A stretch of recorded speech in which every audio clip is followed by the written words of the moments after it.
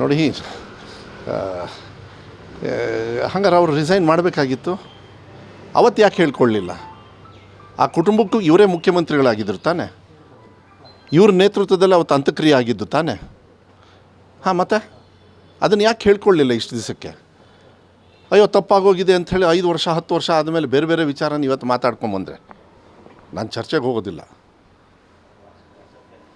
ಬೇಡ, ಇದು ಅವ್ರಿಗೂ ಒಂದು ಸ್ಥಾನಮಾನ ನೋಡ್ಯಾರ. ಮುಖ್ಯಮಂತ್ರಿಗಳು ಯಾರಿದ್ದರು ಆ ಟೈಮಲ್ಲಿ ಅಂದರೆ ಕುಮಾರಸ್ವಾಮಿ ಅವರೇ ಅಂತಲೇ ಹೇಳಬೇಕು ಹೊರತು ನಾವು ಬೇರೆಯವ್ರ ಹೆಸರು ಹೇಳೋದಕ್ಕಾಗೋದಿಲ್ಲ. ನೀವು ಒಂದು ತಿಳ್ಕೊಳ್ಳಿ, ನೆನಪಿಡ್ಕೊಳ್ಬೇಕು ಮುಖ್ಯಮಂತ್ರಿಗಳು ಕೊಡ್ತಕ್ಕಂಥ ಕಾರ್ಯಕ್ರಮಗಳನ್ನು. ಆ ಕಾರ್ಯಕ್ರಮದಲ್ಲಿ ಅವ್ರು ಯಾವತ್ತೂ ಕೂಡ ಜೀವಂತವಾಗಿರ್ತಾರೆ. ನಾನು ಇರ್ತೀನಿ, ನಾಳೆ ಇರಲ್ಲ. ನಾವು ಯಾವತ್ತು ಶಾಶ್ವತವಾಗಿ ಬದುಕ್ತೀವಿ ಅಂದರೆ ನಾವು ಕೊಟ್ಟಿರ್ತಕ್ಕಂಥ ಕಾರ್ಯಕ್ರಮಗಳು, ನಾವು ಮಾಡ್ತಕ್ಕಂಥ ಯೋಜನೆಗಳು.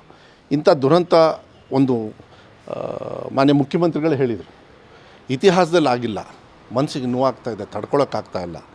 ಆದರೂ ಕೂಡ ಇದನ್ನು ಸರ್ಕಾರ ಮುಂದೆ ಯಾಕೆ ಇದಾಯಿತು ಅದ್ರ ಬಗ್ಗೆ ನಿರ್ದಾಕ್ಷಿಣ್ಯವಾಗಿ ತಗೊಳ್ಬೇಕು. ಆಯಿತು, ಇವರು ಮುಖ್ಯಮಂತ್ರಿಗಳು ರಿಸೈನ್ ಮಾಡಿದ ತಕ್ಷಣ ಇನ್ನು ಕುಮಾರಸ್ವಾಮಿಯವರು ವಿಜೇಂದ್ರ ಅವರು ಬಂದು ಇಲ್ಲಿ ಕೂತ್ಕೊಂಡು ತೀರ್ಮಾನ ಮಾಡ್ತಾರಂತ ಏನು ಮಾತಾಡ್ತಾ ಇದ್ದೀರಾ?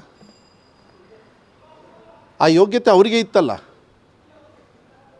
ವಿಜೇಂದ್ರ ಅವರು ನೆನ್ಪಿಡ್ಕೊಳ್ಬೇಕು. ಯಾರು ಗೊಬ್ಬರ ಕೇಳಿದವರಿಗೆ ಬುಲೆಟ್ ಹಾಕಿ ಹೊಡೆದಿದ್ದು ಯಾರ್ರೀ?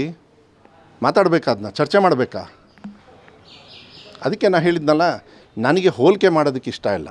ಇವತ್ತೊಂದು ಸಂದರ್ಭ ಕ್ರಿಯೇಟ್ ಆಗಿದೆ, ಆಗಬಾರ್ದಾಗಿತ್ತು.